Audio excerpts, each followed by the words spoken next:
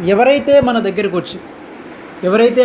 వచ్చి దేవుని పేరిట డబ్బులు అడుగుతారో అలాంటి వారు అబద్ధ ప్రవక్తలు. ఎవరు వాళ్ళు? దేవుని పేరిట డబ్బులు అడిగేవాడు ఎవడైనా అబద్ధ ప్రవక్త. తెలుసానంటారా?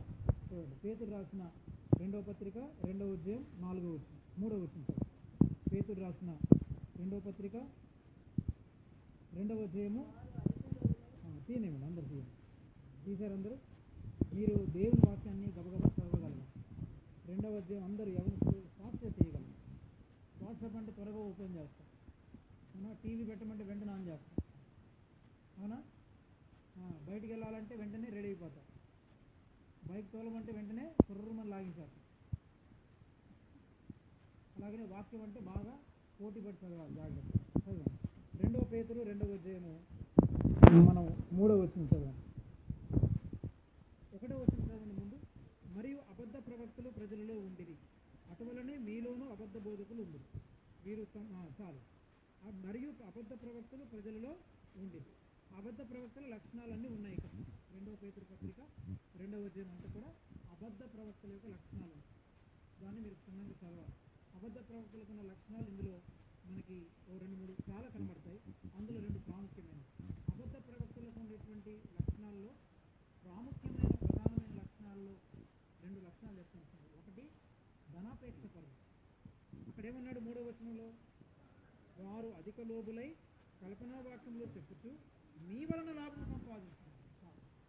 మన వలన ఎవరైతే లాభం సంపాదించుకుంటారో, ఎవరైతే మన దగ్గరికి వచ్చి నాకు చర్చి కట్టాలి, లేదా ఫలానా చోట నేను సేవ చేయాలి, లేదా ఫలానా చోట ఒక పేదవాళ్ళకు సహాయం చేయాలి, మీరు డబ్బులు ఇవ్వండి అని ఒకవేళ మనల్ని అడిగితే, దేవుని పేరిట ఎవరైనా మనల్ని డబ్బులు అడిగితే వాళ్ళని ఏం చేయాలి? వాళ్ళని ఏమనాలి?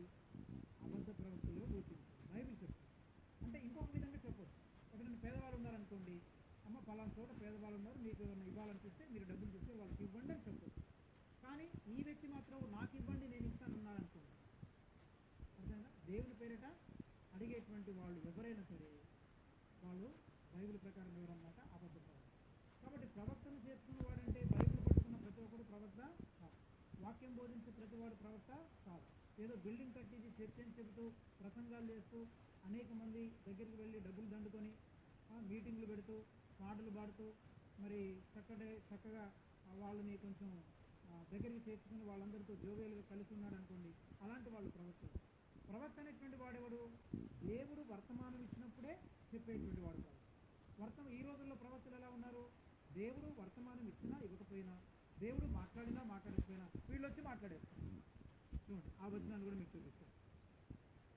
మనం ఇర్మియా గ్రంథం 23వ అధ్యాయం చూడండి. ఇర్మియా గ్రంథం 23వ అధ్యాయం.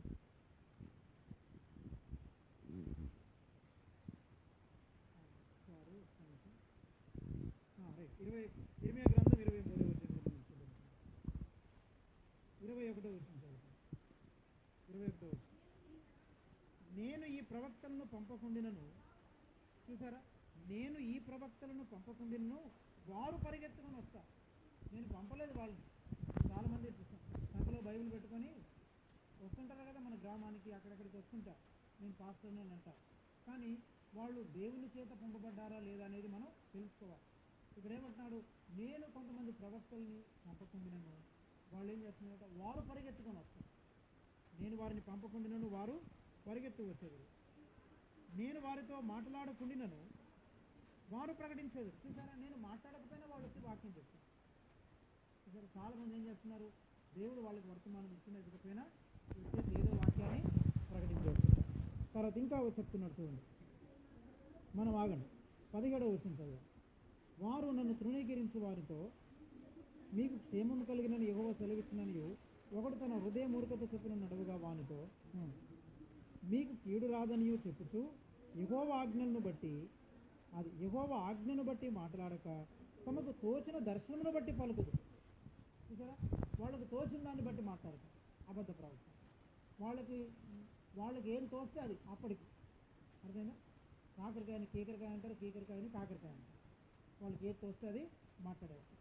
తర్వాత అంటే వారు దేవుని ఆజ్ఞను బట్టి మాట్లాడక తమకు తోచిన దర్శనాన్ని బట్టి దర్శనను బట్టి పలుకుతారు. తర్వాత యెహోవా మాట విని గ్రహించినట్లు ఆయన సభలో నిలిచివాడేవాడు. అట్లా అంటూ నేను ఈ ప్రవక్తలను పంపకుండానని వారు పరిగెత్తి వస్తున్నారు, నేను వారితో మాట్లాడకుండానని వారు ఏం చేస్తున్నారట, ప్రకటిస్తున్నారు. కాబట్టి ఇలాంటి అబద్ధ ప్రవక్తలు ఉంటారు. అందుకని వాళ్ళకు ఉండేటువంటి లక్షణాల్లో మొదటి లక్షణం ఏంటి, ధనాపేక్ష. వారు మీ వలన లాభమును సంపాదిస్తారు. ఏం సంపాదించుకుంటారు, మీ వలన లాభమును సంపాదించుకుంటారు. ఎవరైతే మన వలన లాభం సంపాదించుకోవడానికి ప్రయత్నం చేస్తారో, మీరు దశంభాగాలు ఇవ్వండి, మీరు దేవునికి కానుకలు ఇవ్వాలి, మీరు చర్చి కట్టడానికి డబ్బులు ఇవ్వాలి అని ఇలా ఎవరైతే మాట్లాడుతుంటారో అలాంటి వారిని బైబిల్ ఏమని చెప్తుంది, అబద్ధ బోధ. మీరు గమనించాలి. అంతే తప్ప ఈ పాస్టర్ గారు ఉన్నారు, ఆ పాస్టర్ గారు, ఈ పాస్టర్ గారు, అందరూ పాస్టర్లు కాదు, అందరూ దేవుని చేత పంపబడిన వారు. అదొక లక్షణం. రెండవ లక్షణం ఏంటంటే అబద్ధ ప్రవక్తలకు ఉన్న రెండవ లక్షణం, అదే పేతురు రాసిన రెండవ పత్రిక చూడండి, 2వ అధ్యాయంలో 14వ వచనం ఉంటుంది. 14వ వచనం,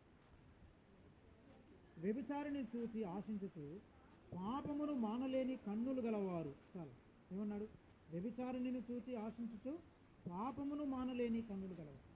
అంటే వీళ్ళకు వ్యభిచారపు ఆలోచనలు, వీళ్ళ యొక్క క్యారెక్టర్, వీళ్ళ గుణశీలం చాలా తప్పుడు గుణశీలం కలిగి ఉంటుంది. వీళ్ళ గుణశీలం చాలా చెడిపోయిన గుణశీలం. వీళ్ళు వాక్యం బోధిస్తుంటారు కానీ సంఘంలో ఉన్న వారిని లేదా వేరు వేరు స్త్రీలని మరి చెడ్డ చూపులతో చూస్తారు. వీళ్ళ యొక్క లక్షణం అంతా కూడా ఏంటంటే పనికి మాలిన జోకులు వేస్తారు, పనికి మాలినటువంటి కబుర్లు చెప్తారు, పనికి మాలినటువంటి ఎలాంటి మాటలు మాట్లాడకూడదు అలాంటి మాటలు మాట్లాడేస్తుంది. సో వారి ప్రవర్తనను మనం గమనించాలి. అందుకని ఏమన్నాడంటే ఇలాంటి ప్రవర్తనలు కాదు మనం చేసుకోవాలి. అందుకని యేసు ప్రభువుని చేసుకోవాలంటే దానికి ఉండాల్సిన మొట్టమొదటి పద్ధతి ఏంటి, ఏం పద్ధతి చెప్పండి. ఇప్పుడు ఇందాక చదువుకున్నాం కదా, ఏమన్నాడు, ఏమన్నాడు, ప్రవక్తను చేర్చుకున్నవాడు ప్రవక్త ఫలమును పొందుతాడు. నిజముగా దేవుని చేత పొందబడి దేవునికి ఆజ్ఞను బట్టి మాట్లాడేవాడు, అలాగనే దేవుని యొక్క వర్తమానమును, దేవుడిచ్చిన వర్తమానాన్ని మాత్రమే బోధించినటువంటి వాడు నిజమైన ప్రవక్త. అలాంటి నిజమైన ప్రవక్తని మనం చేర్చుకుంటే ఏం కలుగుతుంది, మనకి ప్రవక్త యొక్క ఫలము కలుగుతుంది. అబద్ధ ప్రవక్తను చేర్చుకుంటే వాడి ఫలం కలుగుతుంది, చెడుగా కలుగుతుంది. నిజమైనటువంటి ప్రవక్తను చేర్చుకుంటే నిజమైనటువంటి ప్రతిఫలం తప్పకుండా. అందుకని ఎవరు పడితే వాళ్ళతో మీరు చేయించుకొని ప్రార్థన చేసుకోవాలి. ఎవరు పడితే వాళ్ళని ఇంట్లోకి తీసుకొచ్చేసి మీరు పాస్టర్ గారు కదా రండి అని అనుకుంటారు. నీకు తెలిస్తే తప్ప, అదే నీకు తెలిస్తే తప్ప వాళ్ళ ఇంటికి రప్పించారు. ఎందుకనంటే మనం ఈ ప్రవక్తను మీరు నిజంగా చేర్చుకోగలిగితే, నిజమైన ప్రవక్త అని చేర్చుకోగలిగితే ఆ ప్రవక్త యొక్క ప్రతిఫలాన్ని పొందుతుంది. అందుకని సునేమీరాలు రాజులు 2వ గ్రంథంలో మనం చూస్తే అక్కడ సునేమీరాలు ఎలీషాను చేర్చుకుంటుంది. ఏమంటుంది తెలుసా, తన భర్తతో చెప్తుంది, ఏమంటుంది తెలుసా, ఇదిగో మన ఇంటికి వచ్చుతూ పోతున్నవాడు ఇతడు నిజముగా దైవజనుడు, ఈయన నిజముగా ఒక ప్రవక్త. మన ఇంటికి వచ్చుతూ పోతున్నటువంటి వాడు ప్రవక్తని గమనించారు. గమనించి ఆయనకు మన ఇంటి మీద ఒక చిన్న ఇల్లు కడదాము, ఆయనకు ఒక మంచం వేద్దాము, ఒక దీపస్తంభం పెట్టి దీపం పెడదాము, ఆయనకు పైన ఒక చక్కటి వసతిని ఏర్పాటు చేద్దాము అని వాళ్ళు ఏం చేశారు, ఈ దంపతులు సునేమీరాలు ఏం చేశారంటే ఆ పాస్టర్ గారికి, ఎలీషా గారికి ఇంటి మీద ఒక చక్కటి మేడ మీద ఒక మంచి ఇల్లు కట్టింది, ఒక చక్కటి గది కట్టింది. వస్తూ పోతున్నాడు ఈయన ప్రవక్తని గమనించగానే ఆ తల్లి ప్రవక్త ప్రతిఫలాన్ని పొందింది. ఎలా ప్రతిఫలాన్ని పొందింది తెలుసా, ఆ తల్లి ఎలాంటి ప్రతిఫలాన్ని పొందిందంటే తనకు పిల్లలు లేదు. ఆమె అంటది, అయ్యా మరి నాకు పిల్లలు లేకుండా పోతున్నాను అని అన్నప్పుడు ఎలీషా మరి పిల్లలు చనిపోయింది. చూడండి ఆ వచనాన్ని మనం చూడండి, 2వ రాజుల గ్రంథం చదువు చూపిస్తుంది.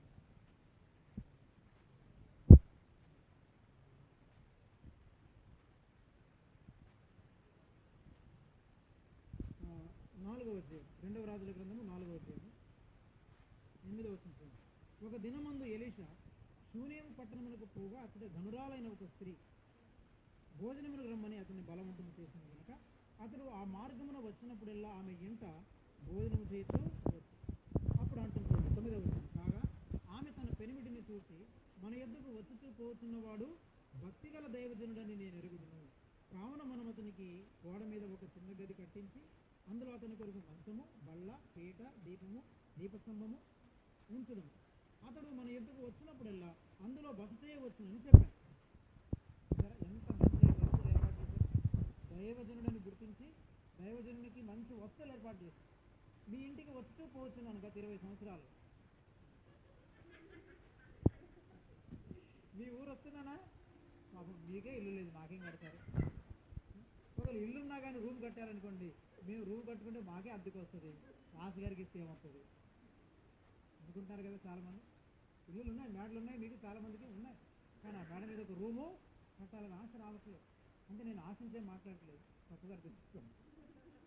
మన ఇంటికి వచ్చిన వాడు మనకు అంటారు, మీరు చాలా మీలాంటి వాక్యం ఎక్కడ దొరకదండి పాస్టర్ గారు, మీరు చాలా మంచి పాస్టర్ గారండి, చాలా గొప్పోళ్ళు అండి, చాలా లోతుగా ఉన్నాయండి వాక్యాలు, మా హృదయం నిండిపోయిందండి, చాలా కబుర్లు చెప్తుంటారు. కానీ మరి మేడ మీద ఒక రూమ్ కట్టొచ్చు కదా నాకు. ఉండిపోవడానికి కాదు, వచ్చి పోవచ్చున్న వాడిని కదా. ఎందుకు రాను, ఎక్కడ కట్టినా వస్తాను, అక్కడ ఉండిపోను, వచ్చి పోవచ్చున్న వాడని. అప్పుడప్పుడు వస్తుంటాను మీ ఇంటికి, వచ్చి ఒక రోజు ఉంటాను, ఉంటాను, 1 రోజులండి, 2 రోజులు, 3 రోజులు, రూమ్ ఉంటే ఖచ్చితంగా వస్తాను. మీరు ఎక్కడ కట్టినా వస్తాను, అర్థమైందా? వచ్చి పోతున్న వాడు దైవజనుడు కాబట్టి ఏమేమి పెట్టారు చూసి అడిగాడినా పిలిచారు, అమ్మా నేను దైవజనుడిని, మీరు నాకు ఒక రూమ్ కట్టాలి, లేకపోతే మీరు షాప్ వస్తాను అన్నాడా? నిజమైన దైవజనుడు అడగడు, నిజమైన విశ్వాసుడు అడగకపోయినా చేస్తారు. అర్థమైందా మీకు? 2 ఉన్నాయి. నిజమైన దేవుడు దైవజనుడు అడగడు, నిజమైన విశ్వాసులు ఏం చేస్తారు? అడగకపోయినా చేస్తారు. చూసారు, ఈవిడికి ఆలోచన ఎందుకు వచ్చింది? ఈమెకి ఆ డిజర్నింగ్ స్పిరిట్ ఉంది, ఈమె ఆ వివేచన జ్ఞానాన్ని కలిగి ఉంది. మన యుద్ధకు వచ్చున్నవాడు అరే దైవజనుడమ్మా, దైవజనుడయ్యా, భర్తతో చెప్తుంది, ఏమంటే మన యుద్ధకు వచ్చి పోతున్నటువంటి వాడు ఇతడు నిజముగా దైవజనుడు, ఇతనికి మనం ఏం చేయాలి? మన గోడ మీద అంటే వాళ్ళ మేడ మీద ఒక గది కట్టాలి. సరే, కొంతమందికి ఉంటుంది, నాకే కనుక ఇల్లుంటే కడతానంటారు, ఇల్లున్న తర్వాత కట్టరు. అర్థమైందా? ఇల్లు లేనప్పుడు ఏమనుకుంటారు? కట్టాలనుకుంటారు. ఇల్లు కట్టిన తర్వాత ఏమనుకుంటారు? ఇవ్వాలని అనిపించారు. అర్థమైందా? లేకపోతే మనం దానికి 1,90,000 కబుర్లు చెప్తుంటాం, సాకులు చెప్తుంటాం. ఇది కాదు మనం చేయాలి. అంటే నేను సరదాగా అంటున్నాను, అంటే సరదాగాని కాదు, ఒకవేళ మీకు అలాంటి మనసు ఉంటే కట్టండి, ఖచ్చితంగా నేను వస్తాను. అలా అని చెప్పి నా పేరును రాసిమని నేను చెప్పట్లేదు, మీరు నా పేరును రాసి ఇవ్వాలి, ఇది మీరు ఆక్యుపై చేసి. కొంతమంది భయం, నిజంగా మీరు నిజమైన ప్రవక్తని మీరు గమనించగలిగితే భయం ఎందుకు మీకు? రావును, ఇల్లు కట్టిన తర్వాత కడతావా నాకు రూము? ఇప్పుడు అందరూ చెప్తారు, ఏమన్నా అసలు అందరూ మీకు గ్యారెంటీ ఇల్లు కడతామంటారు, తర్వాత ఎవ్వరు కనబడ్డా అసలు. అర్థమైందా? ఎక్కడ కూడా కనబడ్డారు అసలు. ఒకడు సూట్ కేసు పట్టుకొని బెంగళూరు వెళ్తాడు, ఒకడు సూట్ కేసు పట్టుకొని ఏమో ఢిల్లీ వెళ్తానంటాడు, హైదరాబాద్ అంటాడు, బెంగళూరు, ఇలా అందరూ పారిపోతాం పెళ్ళి అయ్యేంతవరకు. నేను అన్నాను, నేను నిన్నేం అంటలేదు, అలా ఉండకూడదు. వెరీ గుడ్, ఇది అర్థమైందా? చదవండి, ఏమన్నాడు? ఆవిడేమంది?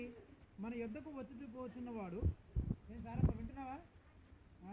చూడు, ఇల్లు కట్టకపోతున్నా, నువ్వు రూమ్ కట్టకపోతే వస్తాను, మళ్ళీ రమ్మంటే వచ్చి ఆడ ఉండాలి నేను, అవునా కదా? మా ఇంట్లో ఒక రోజు ఉందండి, ఒక పూట ఎక్కడ ఉండాలి నేను? రైట్. కాబట్టి వచ్చి పోతున్నవాడు భక్తిగల దైవజనుడని నేను ఎరుగుదును అంటే ఎంత గ్రహింపు ఉందో చూడండి. ఈ తల్లికి, సునమీరాలకి ఎంత గ్రహింపు ఉంది. మన యుద్ధకు వచ్చి పోతున్నటువంటి వాడు దైవజనుడని గ్రహించింది. అంటే విశ్వాసులు చాలా మంది గ్రహించారు, విశ్వాసులు నిజముగా దైవజనుడు అనే విషయాన్ని గమనించారు. దొంగ పాస్టర్లని గమనిస్తారు, దొంగ పాస్టర్లకు దోచిపెడతారు, దొంగ పాస్టర్లు ఇంటికి తీసుకొచ్చుకుంటారు, దొంగ పాస్టర్లు ఇంటికి తీసుకొచ్చి బంగారం వద్ద పోయిన తర్వాత అప్పుడు అసలు పాస్టర్ గారు తెలియదు, అయ్యగారు వాడు అన్ని ఎత్తుకుపోయాడు అన్నాడు. అవునా? మంచి పాస్టర్ గారిని రానివాడు, ఇలా జరిగింది కాబట్టి ఇక్కడ నుంచి ఏ పాస్టర్ రానివద్దు అని చెప్పి అసలైన పాస్టర్ రానివాడు.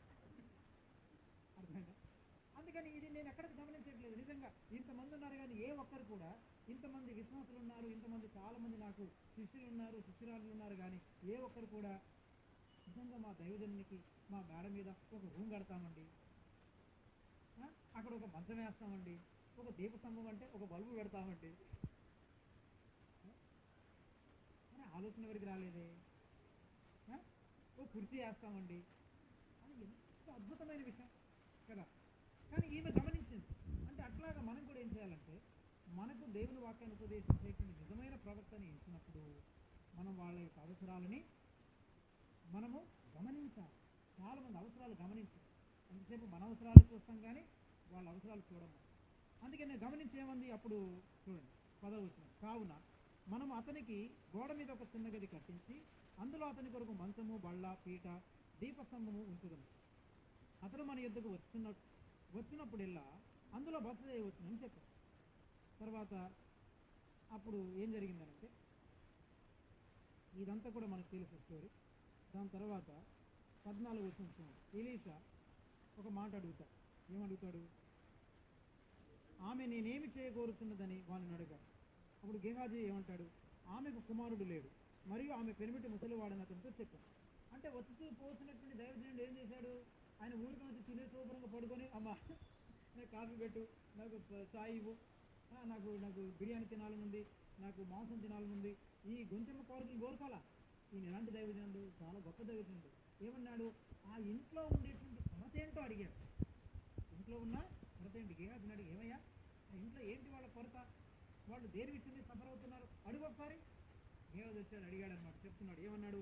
అమ్మ అయ్యా ఎలీషా గారండి, ఆమెకి కుమారుడు లేడు మరియు ఆమె పెనిమిటి ముసలివాడని అతనితో చెప్పాడు. అందుకు అతడు ఆమెను పిలువమనగా వాడు ఆమెను పిలిచాడు. ఆమె వచ్చి ద్వారమునందు నిలవగా ఎలీషా అడుగుతున్నాడు.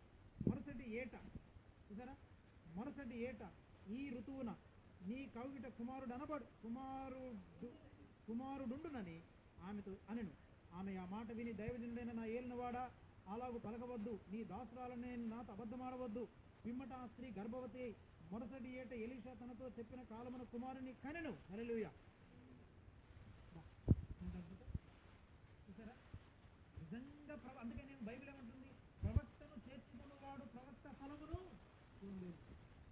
ఆమె ప్రవక్తను చేర్చుకున్నవాడు ప్రవక్త ఫలమును పొందును. ఎవరు చెప్పారు ఈ మాట? యేసుప్రభువు చెప్పాడు ఈ మాట. పాత నిబంధనలు జరిగిందా? ప్రవక్తను చేర్చుకున్నటువంటి సునేమీరాలు ప్రవక్త యొక్క ప్రతిఫలాన్ని పొందిందా? పొందింది. అంటే మరికొంతమంది అంటారు, అంటే ఇంకొక విధంగా వెళ్తారు, మీరు దైవజనుని చేర్చుకుంటేనే మీకు ఆశీర్వాదం వస్తుంది అన్నారు అనుకోండి. అది తప్పు. అర్థమైందా? అంటే మళ్ళీ మీరు తాపత్రయపడిపోయి ఇల్లు కట్టాలటని కంగారు పడిపోయి లోన్ ఎట్టి ఒక గది కట్టి ఇబ్బందులు పడదు. అట్లాంటివి కాదు చేయమని చెప్పేది. నేను చెప్పేది మీకు అర్థం చేసుకోవాలి. ఇలా కూడా చాలామంది మనల్ని మోసం చేస్తారు. కానీ ఈమె ఎలాంటిదంటే, ఎలీషా అడగలేదు, కానీ ఎలీషా యొక్క అవసరాన్ని గుర్తించింది. కానీ జాగ్రత్త వినండి, ఎలీషా యొక్క అవసరాన్ని షునేమీరాలు గుర్తించింది, కానీ షునేమీరాల యొక్క అవసరాన్ని దేవుడు గుర్తించాడు. హల్లెలూయా. నువ్వు గనుక నీ సహోదరి లేక నీ సహోదరుడు నువ్వు ప్రవక్తని ఎంచేటువంటి వాళ్ళ యొక్క అవసరాలు నువ్వు గుర్తిస్తే, నీకు అవసరమైనప్పుడు దేవుడు నీ అవసరాన్ని గుర్తిస్తాడు. ఎంత అద్భుతం. ఆమెకు వచ్చే సంవత్సరానికి కుమారుని కంటాం అంటే ఆ గృహంలో ఉండేటువంటి ఆ యొక్క లోటు, ఆ అవసరత దేవుడు తీర్చగలిగాడు. పిల్లరా, మన జీవితాల్లో చాలా లోట్లు కనబడుతున్నాయి. లోటు అంటే ఊరికనే భౌతికమైనటువంటి పిల్లలు, ఈ ఇళ్ళు, డబ్బులు, ఇవి కాదు. ఇవి తాత్కాలికంగా ఇవి అన్నీ తీర్చబడతాయి. నేను దాని గురించి చెప్పట్లేదు. ఇంతకు మించిన లోట్లు చాలా ఉన్నాయి. సమాధానం లేదు చాలామంది గృహాల్లో, ప్రేమ లేదు. అర్థమైందా? చాలామంది గృహాల్లో సమాధానం లేదు, ఒకరినొకరు పలుకోరు కదా, ప్రేమ లేదు, ఒకరినొకరు ప్రేమించరు. డబ్బులు సంపాదిస్తారు కానీ నిలవవు. ఏమండి, పిల్లలు మాట వినరు, మూర్ఖులవుతుంటారు. భార్య భర్త ఒకరినొకరు కొట్టుకుంటారు, తన్నుకుంటారు. ఎంత కష్టపడ్డా కానీ వారి జీవితంలో సుఖం ఉండదు. దీనికి గల కారణం ఏంటంటే మన గృహాల్లో చాలా లోటుపాట్లు ఉన్నాయి. అందుకని ప్రవక్త అంటే కేవలం పాస్టర్నే కాదు, క్రొత్త నిబంధన ప్రకారం దేవుని బిడ్డ అనేటువంటి ఏ వ్యక్తినైనా, నిజముగా దేవుని బిడ్డ అనే ఏ వ్యక్తినైనా ఒక ప్రవక్త అని కనుక మనం చేర్చుకుంటే ప్రవక్త యొక్క ప్రతిఫలాన్ని మనం పొందుకుంటాం. సరే, కాబట్టి ఇప్పుడు యేసుప్రభు మన ఇంట్లోకి రావాలంటే ఏం చేయాలి? చెప్పండి. యేసుప్రభు మన ఇంట్లోకి రావాలంటే ఏం చేయాలి? మీరు నన్ను చేర్చుకుంటే యేసుప్రభుని చేర్చుకున్నట్టే. అర్థమైందా? కొన్నిసార్లు ఇంతకుముందు ఏం చేసేవానంటే, నేను ఒక్కోసారి కొంతమంది ఇళ్ళకి వెళ్ళిపోయి అడుగు పెట్టొచ్చేవాని ఊరికి, వాళ్ళకి అర్థం కాకపోతే. నన్ను చేర్చుకుంటే మీరు యేసుప్రభుని చేర్చుకున్నట్టు. యేసుప్రభు చెప్తున్నాడు, ఏమయ్యా శిష్యులారా, మిమ్మల్ని చేర్చుకున్నవాడు నన్ను చేర్చుకున్నట్లే. యేసయ్యను మీ గృహాల్లో చేర్చుకోవాలంటే ప్రవక్తను చేర్చుకున్నవాడు ప్రవక్త ప్రతిఫలమును పొందుతాడు. తర్వాత ఇంకోటి ఏమన్నాడు? నీతిమంతుని చేర్చుకున్నవాడు ఏం పొందుకుంటాడట? నీతిమంతుని ఫలమును పొందుకుంటాడు. నీతిమంతుడని చేర్చుకున్నవాడు నీతిమంతుని ఫలాన్ని పొందుకుంటాడు. చాలామందిని నీతిమంతులు అని అనుకుంటున్నారు, కానీ నీతిమంతుని చేర్చుకోవట్లేదు. దీనికి మనం పాత నిబంధనలో మరొక విషయాన్ని మీకు జ్ఞాపకం చేయగలం. అబ్రహాం ఏం చేశాడు? ఏమండి, అబ్రహాం ఏం చేశాడు? అబ్రహాము ఆదికాండము 18వ అధ్యాయం 1వ వచనంలో అబ్రహాము సింధూర వృక్షము దగ్గర ఎండవేళ కూర్చున్నప్పుడు 3 మనుషులు అతనికి కనబడ్డారు. అవునా? ముగ్గురు మనుషులు కనబడ్డప్పుడు ఏం చేశాడు? వారిని గబగబా చేర్చుకున్నాడు. ఆపేసి వారిని గబగబా ఏం చేశాడు? చేర్చుకున్నాడు. అంటే యేసుక్రీస్తు ప్రభు ఆయన ఎవరైనా తెలుసా మీకు? యేసుప్రభు ఇద్దరు దూతలు అన్నమాట. యేసుప్రభు ఇద్దరు దూతలు. ఆ ముగ్గురు మనుషులు వచ్చినప్పుడు ముగ్గురు మనుషుల్ని అబ్రహాం ఇంట్లోకి చేర్చుకున్నాడు. అక్కడ కూడా ఏం జరిగింది చూడండి. అబ్రహాం ఎప్పుడైతే చేర్చుకున్నాడో ఆదికాండం 18వ అధ్యాయం చూద్దాం మనం. రెండవ వచనం చదువుకోండి. అతడు కన్నులెత్తి చూచినప్పుడు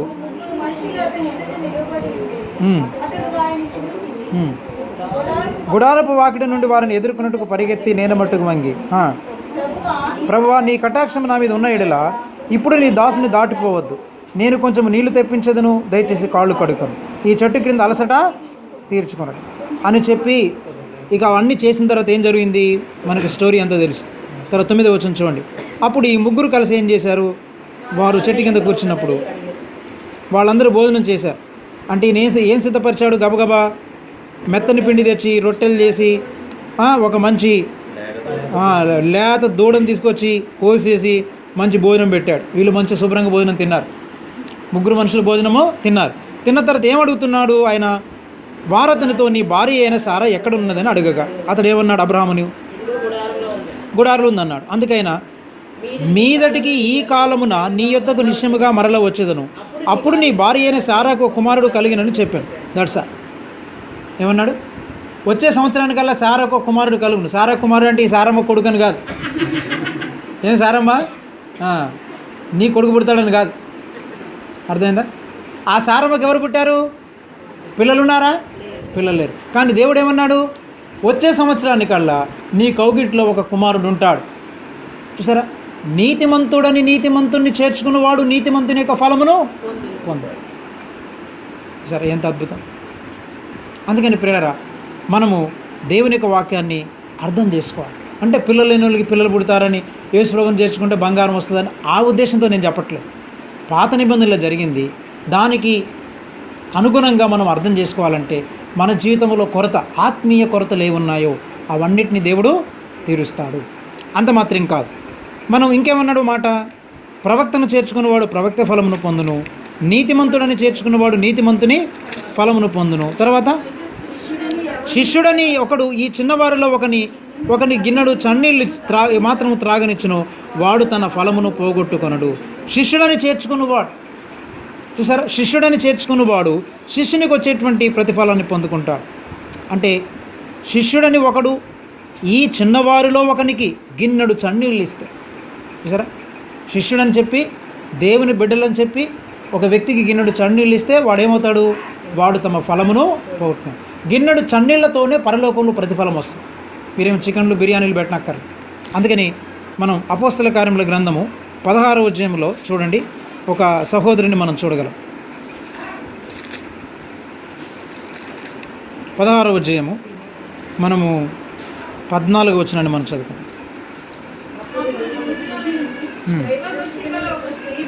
అప్పుడు లూదియను దైవభక్తి గల ఒక స్త్రీ వినుచుండెను.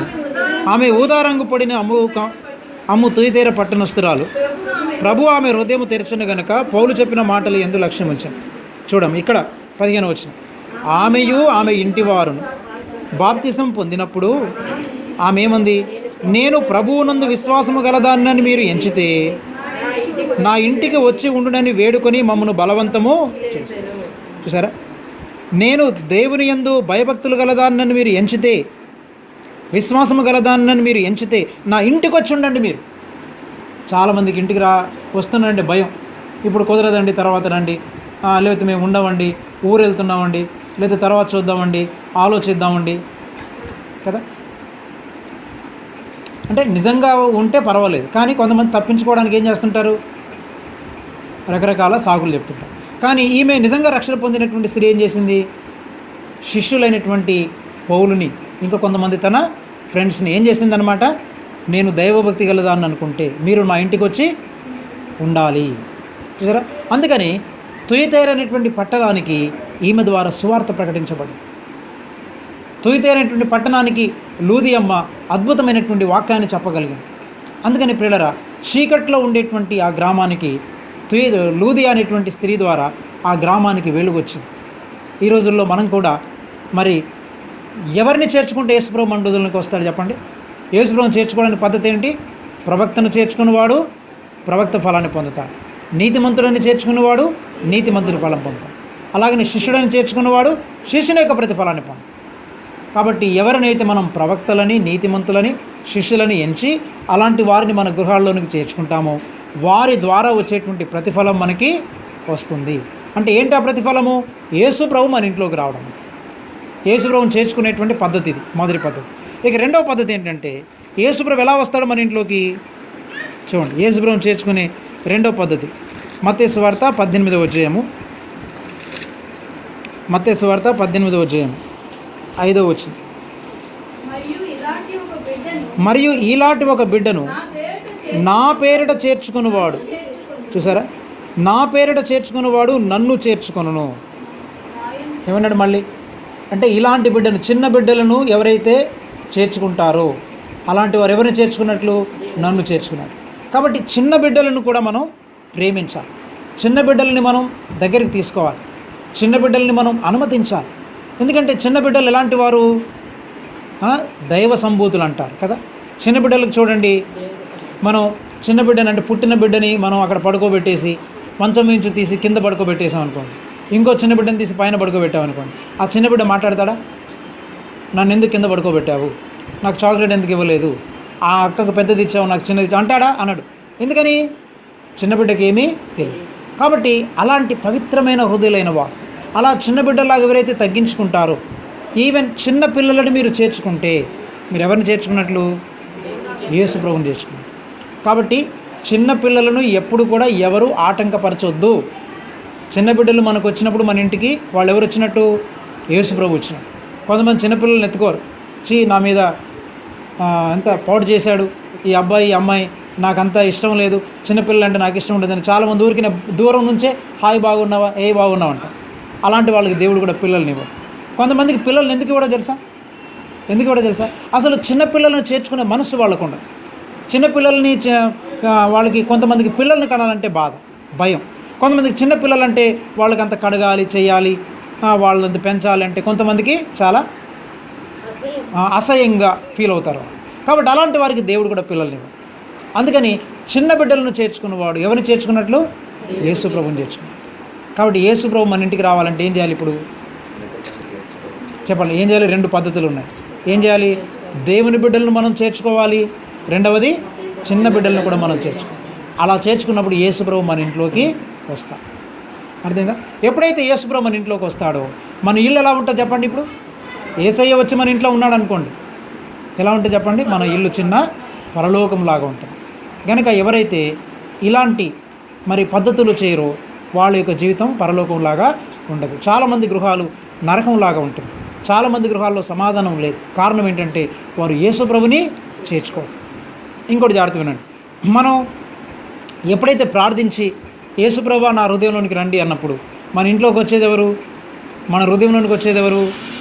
యేసు ప్రభు కాదు. ఎవరు వస్తారు? పరిశుద్ధాత్ముడు వస్తారు. ఎందుకని యేసు ప్రభు తండ్రి దగ్గర నిరంతరము విజ్ఞాపన చేస్తున్నాడు. మరి ఇంట్లోకి వచ్చేది ఎవరు? మన హృదయంలోనికి వచ్చేది ఎవరు? పరిశుద్ధాత్ముడు. పరిశుద్ధాత్ముడు మన హృదయంలోనికి వచ్చి, అంటే మళ్ళీ వేరు చేయకూడదు మనం. పరిశుద్ధాత్మ ఎవరు? మళ్ళీ క్రీస్తు ఆత్మ. పరిశుద్ధాత్మ ఎవరు? క్రీస్తు ఆత్మ. అంటే మనకు అర్థం కాకపోయినా పరిశుద్ధాత్ముడు లేక క్రీస్తు మన హృదయంలోనికి వచ్చి, ఆయన వస్తే ఎక్కడెక్కడ చెదారం ఉంటుందో దాన్ని అంతా శుభ్రపరుస్తాడు. అయితే యేసు ప్రభుకు మనం ఏం చేయాలి? అనుమతి ఇవ్వాలి, అవకాశం ఇవ్వాలి.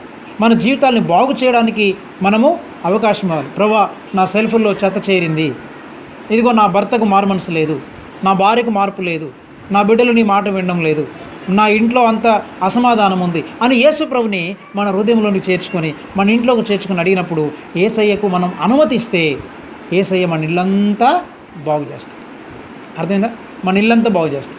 కాబట్టి మన ఇల్లు బాగుపడి మనందరం కూడా నిజంగా యేసు ప్రభు మన గృహాల్లో ఉన్నాడని సత్యం ప్రజలందరికీ తెలియాలంటే మనము ఈ రెండు పద్ధతుల ద్వారా మనం యేసయ్యను మన ఇంట్లోకి చేర్చుకోవాలి. అర్థమైందా మీకు? అందుకని ఇలాంటి చిన్న బిడ్డలతో ఉండేటువంటిది పరలోక రాజ్యము. యేసయ్య మన గృహంలో ఉంటే అదే పరలోక రాజ్యం. పరలోక రాజ్యం అంటే ఎక్కడో లేదు. అర్థమైందా? దేవుని రాజ్యము మీ మధ్యను ఉన్నది. యేసుప్రభు ఈ లోకంలో జీవించినంత కాలం అది దేవుని రాజ్యం. ఇప్పుడు ఈ విధంగా ఎవరైతే యేసుప్రభుని హృదయాల్లోనూ చేర్చుకుంటారో ఎవరిని చేర్చుకుంటున్నారు? దేవుని రాజ్యాన్ని చేర్చుకుంటున్నారు. కాబట్టి ఈ విధంగా మరి దేవుని రాజ్యాన్ని మనం చేర్చుకున్నప్పుడు మీరు దేవుని రాజ్యమై ఉన్నారు. అందుకన్నాడు కదా, 1 పేతురు పత్రిక 2వ అధ్యాయం 9వ వచనంలో ఏమన్నాడు? చదవండి.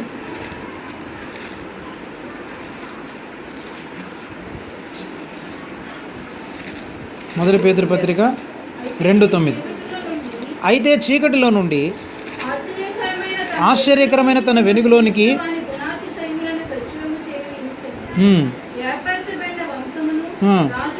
చూసారా, రాజులైన యాజక సమూహం. మనం ఎవరో మనం చెప్పండి, రాజులైన యాజక సమూహం. అంటే ఈ రాజ్యంలో ప్రభు మనల్ని ఎలా చేశాడు? రాజులైన యాజక సమూహముగా చేశాడు. అట్లాగనే కొలసీలకు రాసినటువంటి పత్రికలో ఆయన ఏమంటున్నాడు? 13వ వచనంలో, ఆయన మనల్ని అంధకార సంబంధమైన అధికారంలో నుండి విడుదల చేసి తాను ప్రేమించిన తన కుమారుని యొక్క రాజ్య నివాసులనుగా చేసెను. ఆ కుమారుని యందు మనకు విమోచన అనగా పాపక్షమాపణ కలుగుతుంది. దేవుని కుమారుని యొక్క తాను ప్రేమించిన తన కుమారుని యొక్క రాజ్య నివాసులు. ఈ రాజ్యంలో నివసించడానికి యేసుప్రభు మనకి అనుమతి ఇచ్చారు. కాబట్టి దేవుని రాజ్యముగా మనం జీవిస్తున్నాం. దేవుని రాజ్యం నీలోనికి వచ్చిందా అంటే దేవుని రాజ్యం రావడం అంటే ఏంటి? దేవుని పరిపాలన రావాలి. అర్థమైందా? ఏం రావాలి మన గృహంలోనికి? దేవుని పరిపాలన. అంటే మనం చేసే ప్రతి పని ఎవరు చెప్పినట్లు చేయాలి? దేవుడు చెప్పినట్లు చేయాలి. ఈవెన్ నువ్వు పనికి వెళ్ళాలన్నా దేవుడు చెప్తేనే పోవాలి. నువ్వు ఏం వంట చేసుకోవాలి, ఏం తినాలి, ఏం కొనాలి, ఏం కొనకూడదు, ఎలా బ్రతకాలి, ఎవరికి ఏమి ఇవ్వాలి, అంతా కూడా దేవుని యొక్క అధికారం క్రింద బ్రతకడం. అది దేవుని రాజ్యం. ఆ దేవుని రాజ్యం అనేది మీ దుర్గాపురంలో కనబడాలి. అంతే తప్ప ఇక్కడ దేవుని రాజ్యం కనబడట్లేదు. మీరు ఇంత లైఫ్ స్టైల్ వాక్యాలు నేర్చుకున్న తర్వాత కూడా మీలో చాలామంది ఇంకా దేవుని రాజ్యాన్ని కనపరచడం. దేవుని రాజ్యం ఎప్పుడు వస్తుంది? దుర్గాపురం మారాలంటే మారడం అంటే ఏదో వాళ్ళెవరో అంత బలవంతంగా మారడం కాదు. మీరు నివసించేటువంటి వాళ్ళు దేవుని రాజ్యాన్ని మీరు కనపరచాలి. మిమ్మల్ని చూసిన వాళ్ళు ఏం చూడాలి? దేవుని రాజ్యాన్ని చూడాలి. అమ్మో, దేవుని రాజ్యం ఇలా ఉంటుందా? ఈ దేవుని రాజ్యంలో బూతులు ఉంటాయా? దేవుని రాజ్యంలో అసూయలు ఉంటాయా? దేవుని రాజ్యంలో కొట్టుకోవడాలు ఉంటాయా? దేవుని రాజ్యంలో పలుకోవడాలు ఉంటాయా? పలుకోకపోవడం ఉంటుందా? ఉండదు. మరి దేవుని రాజ్యాన్ని మీరు కనపరచాలి. ఊరికైనా దేవుని రాజ్యం అంటే పాటలు పాడుకోవడము, వాక్యాలు చదువుకోవడము, పాటలు పాడుకొని ఎగరడము, గెంతులేయడము, ప్రసంగాలు చేయడం కాదు. దేవుని రాజ్యం అంటే ఆ రాజ్య నియమావళి ప్రకారం మనం జీవించడం, దేవుని రాజ్య నియమావళి ప్రకారం మనం బ్రతకడం. ఆ రాజ్యము నువ్వు కనపరచాలి. నువ్వు ఎక్కడుంటే అక్కడ, నువ్వు వీధిలో తిరుగుతుంటే దేవుని రాజ్యం కనపడాలి. ఈ దేవుని రాజ్యం యొక్క ప్రభావము అందరికీ కనపరచబడాలి. రహస్యంగా దాచుకోవడం కాదు, రహస్యంగా ఒక జీవితము, బయటకు వచ్చి మరొక జీవితం జీవించడం కాదు. ఇంటా బయట ఒకే జీవితం. ఈ సహోదరండి లోపల ఎలా ఉంటుందో బయట అలానే ఉంటుందండి. లోపల భర్తతో ఎలా ప్రేమతో మాట్లాడుతుందో బయట కూడా అలానే మాట్లాడుతుందండి. 10 మందిలో ఎలా ఉంటుందో రహస్యంగా అలానే ఉంటుందండి. ఆ విధమైనటువంటి దేవుని రాజ్యాన్ని మీరు కనపరచాలి. మరి దుర్గాపురంలో దేవుని రాజ్యం ఉందా? చెప్పండి. దేవుని రాజ్యం కనబడుతుందా? దేవుని రాజ్య నివాసులుగా చేశాడు మనల్ని. అయితే దేవుని రాజ్యము ఉన్నది కానీ దేవుని రాజ్యములో రాజు లేడు. దేవుని రాజ్యం ఉంది కానీ దేవుని రాజ్యంలో రాజు లేకుండా చేస్తున్నాడు. ఆయన బాధపడుతున్నాడు. ఉన్నాడు కానీ ఆయన పని చేయడానికి అవకాశం ఇవ్వట్లేదు. ఈ దేవుని రాజ్య వాసులం అంటున్నాం మనం, కానీ దేవుని రాజ్య వాసులుగా ఉన్నప్పటికీ ఆ రాజుకి మనము పరిపాలించే అధికారాన్ని మనం ఇవ్వడం లేదు. అన్నీ మనమే చేసుకుంటున్నాం. అర్థమైందా? అన్నీ మన చిత్తానుసారంగానే చేసుకుంటాం. కానీ దేవుని రాజ్యము మన గ్రామంలో ఉండాలి. దేవుని రాజ్యం ఇక్కడ చుట్టుప్రక్కల ప్రాంతాల్లో ఉండాలి. అప్పుడే ప్రజలందరూ యేసు ప్రభుని తెలుసుకోవాలి. ఊరికని మీరు బహిరంగంగా సభలు పెట్టి మీరు గ్రామానికి అంత వాక్యం చెప్పాలి, ఆత్మలు నశించిపోతున్నారు, అది మానేయండి. ఫస్ట్ ముందు మన బ్రతుకులు మార్చుకొని మనము దేవుని రాజ్యవాసులుగా జీవిస్తే చాలు. అప్పుడు ఆటోమేటిక్గా ప్రజలందరికీ వస్తారు. అర్థమైందా? మనం మీటింగ్లు పెట్టడం ద్వారా రారు, ప్రసంగాలు చేయడం ద్వారా రారు, కరపత్రాలు పంచడం ద్వారా రారు. మనము దేవుని రాజ్యాన్ని జీవించి చూపించాలి. ఈ రాజ్యాన్ని చూసినప్పుడు ఆశ్చర్యపోవాలి. ఏంటి ఈ రాజ్యంలో ఉన్నవారు ఎట్లుంటారా? ఈ రాజ్యంలో ఉన్న వారి జీవితం ఎంత అద్భుతంగా ఉందా అని వాళ్ళు ఆశ్చర్యపడతారు. మరి అలాంటి రాజ్య నివాసులుగా మనందరం జీవించాలని మరి కోరుతూ మరి దేవుడు మనల్ని ఆశిస్తున్నారు కనుక అలాంటి జీవితం మనందరము జీవించటకు పరిశుద్ధాత్మ ఒళ్ళు ఉంచండి, ప్రార్థన చేస్తాం.